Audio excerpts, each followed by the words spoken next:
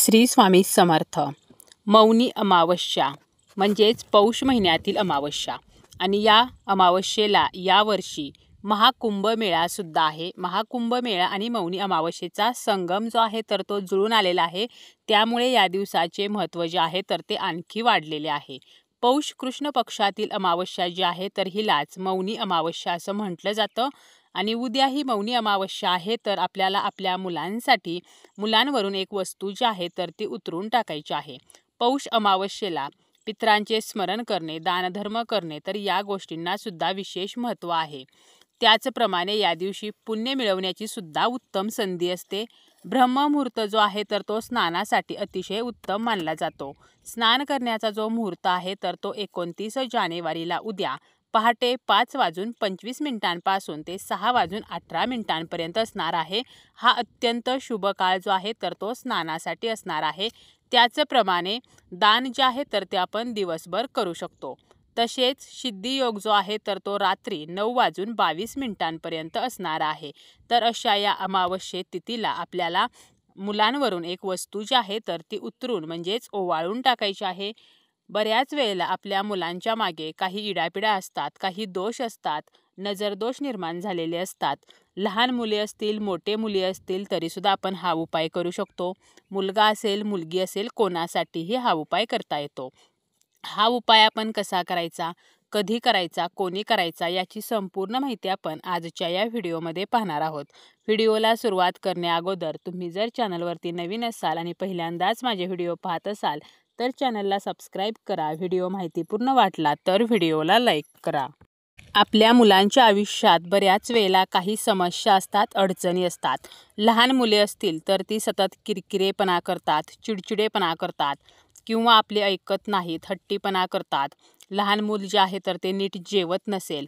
तसेच मोठी जी शाळेत जाणारी मुले आहेत तर त्यांना अभ्यासामध्ये प्रगती होत नसेल, परीक्षेमध्ये हवे तसे मार्क्स मिळत नसेल, स्मरणशक्ती जी आहे तर ती कमजोर झालेली आहे. खूप अभ्यास करूनही ऐन परीक्षेच्या वेळेला जर त्यांना आठवत नसेल किंवा आपली मुले व्यसनांच्या आहारी गेलेली असतील, आपले कोणाचेही ऐकत नाहीत आणि त्यांना वाईट नाद लागलेले असतील तरीसुद्धा आपण हा उपाय जो आहे तर तो करू शकतो. बऱ्याच वेळेला आपल्या मुलांवरती नकारात्मक गोष्टी ज्या आहेत तर त्यांचा ताबा असतो आणि त्यामुळे आपली मुले जी आहेत तर ती बऱ्याच समस्यांचा, बऱ्याच अडचणींचा सामना करत असतात. काही मुले आहेत जी नोकरी शोधत आहेत परंतु मनासारखी नोकरी मिळत नसेल तरीसुद्धा हा उपाय जो आहे तर तो करता येतो. आता हा उपाय जो आहे तर तो कोणी करावा, तर हा उपाय आईने करावा किंवा वडिलांनी करावा किंवा वडीलधाऱ्या ज्या व्यक्ती आहेत, आजी असेल, आजोबा असतील किंवा चुलता चुलती, कोणीही जरी हा उपाय केला तरीसुद्धा चालते. आता एकापेक्षा जास्त मुले असतील तरीसुद्धा आपण हा उपाय जो आहे तर तो करू शकतो. आता हा उपाय करायचा आहे संध्याकाळच्या वेळेला, म्हणजे तिन्ही सांजेची जी वेळ आहे तर या वेळेला आपल्याला हा जो उपाय आहे तर तो करायचा आहे. तिन्ही सांजेची वेळ ही माता लक्ष्मी घरात येण्याची वेळ असते. त्याचप्रमाणे अमावस्येचा जो दिवस आहे तर या दिवशी नकारात्मक ऊर्जेचा संचार जो आहे तर तो जास्त प्रमाणामध्ये असतो. नकारात्मकता जी आहे तर ती या दिवशी वाढलेली असते, कारण अमावस्येला चंद्र जो आहे तर तो दिसत नाही. त्याचप्रमाणे चंद्र दिसत नसल्यामुळे आपल्या मनावरती सुद्धा वाईट प्रभाव जो आहे तर तो वाढलेला असतो आणि म्हणून आपल्याला काय करायचं आहे तर या काही वस्तू ज्या आहेत तर त्या मुलांवरून ओवाळून टाकायच्या आहेत. या वस्तू जेव्हा आपण मुलांवरून उतरून टाकणार आहोत तर त्या अगोदर आपल्याला हातपाय वगैरे स्वच्छ धुवायचे आहेत. त्यानंतर आपलं जे मूल आहे तर त्याला आपल्याला पूर्व दिशेला तोंड करून बसवायचं आहे आणि या उपायासाठी आपल्याला 5 लाल वाळलेल्या मिरच्या घ्यायच्या आहेत. मिरच्या ज्या आहेत तर त्या वाळलेल्या असाव्यात. त्याचप्रमाणे देठासह मिरच्या घ्यायच्या आहेत. छिद्र पडलेल्या किंवा तुटलेल्या अशा मिरच्या न घेता अखंड अशा आणि देठ असलेल्या 5 वाळलेल्या लाल मिरच्या घ्यायच्या. 3 खडे मिठाचे खडे घ्यायचे. खडे मीठच आपल्याला घ्यायचं आहे. त्यानंतर आपल्याला थोडीशी चिमूटभर काळी मोहरी किंवा पिवळी मोहरी जी आहे तर ती घ्यायची आहे. एक वेळ आपण मोहरी नाही घेतली तरी चालेल, परंतु मीठ आणि मिरच्या या 2 गोष्टी घ्यायच्याच आहेत. आणि आपल्याला काय करायचं आहे, हे सर्व आपल्याला करण्या अगोदर अग्नी जो आहे तर तो प्रज्वलित करून ठेवायचा आहे. जर आपल्याकडे चूल असेल तर चूल पेटवायची आहे. चूल नसेल तर एका भांड्यामध्ये आपण अग्नी जो आहे तर तो प्रज्वलित करू शकतो. आता अग्नी प्रज्वलित करणेच शक्य नसेल तर काय करायचे तर हे सुद्धा आपण पुढे पाहणार आहोत. अग्नी प्रज्वलित करायचा. त्यानंतर आपल्याला मुलाच्या पायापासून डोक्यापर्यंत मीठ आणि मिरच्या ज्या आहेत त्यासोबत मोहरी, तर हे आपल्याला ओवाळून घ्यायचं आहे. 3 वेळेला किंवा 5 वेळेला किंवा 7 वेळेला आपल्याला हे ओवाळून घ्यायचं आहे. अगदी 3 वेळेला जरी ओवाळून घेतलं तरीसुद्धा चालेल. आणि हे सर्व ओवाळताना आपल्या मुलाच्या मागची जी काही इडापिडा आहे, जे काही दोष आहेत, तर ते निघून जावेत असं आपल्याला मनोमन प्रार्थना करायची आहे. आणि यानंतर आपल्याला पेटत्या अग्नीमध्ये हे साहित्य जे आहे तर ते टाकायचे आहे. आणि हे सर्व करताना आपल्याला अजिबात बोलायचं नाही. आपल्याला शांत राहून हा उपाय जो आहे तर तो करायचा आहे. आणि एकदा ह्या वस्तू आपण अग्नीमध्ये टाकल्यात त्यानंतर त्या मुलाला त्या जागेवरून उठायला सांगायचं आहे. त्यानंतर जर 2 मुले असतील तर एका मुलाचं झाल्यानंतर आपल्याला दुसऱ्या मुलाला बसायला सांगून अशाच प्रकारे हा उपाय करायचा आहे.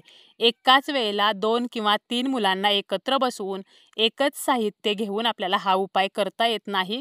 तर प्रत्येक मुलाच्या वेळेला आपल्याला मीठ आणि मिरच्या आहेत तर त्या नवीन घ्यायच्या आहेत.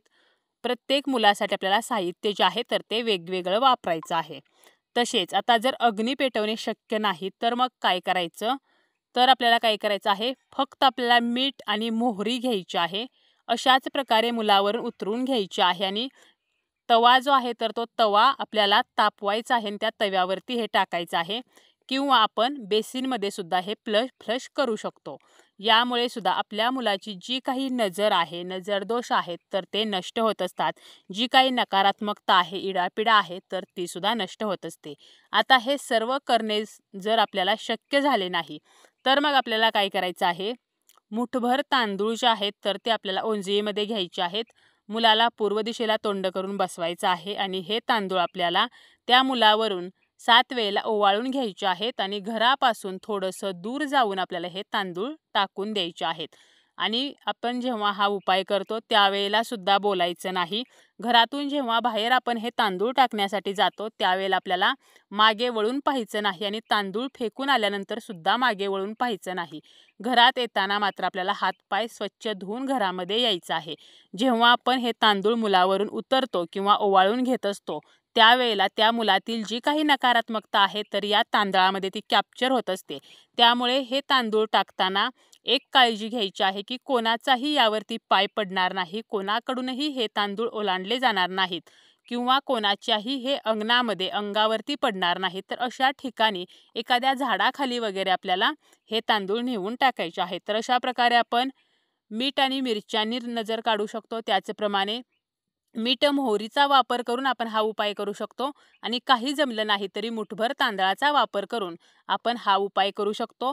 अगदी आपण मुठभर तांदळाऐवजी मुठभर काळे तीळ जरी वापरले तरी सुद्धा आपल्या मुलांच्या ज्या काही इडापिडा आहेत, दोष आहेत तर ते नष्ट होत असतात. आणि मुलं आपली जी आहेत तर ती हळूहळू त्यांचा जो हट्टीपणा आहे, चिडचिडापणा आहे तर तो कमी व्हायला मदत होत असते.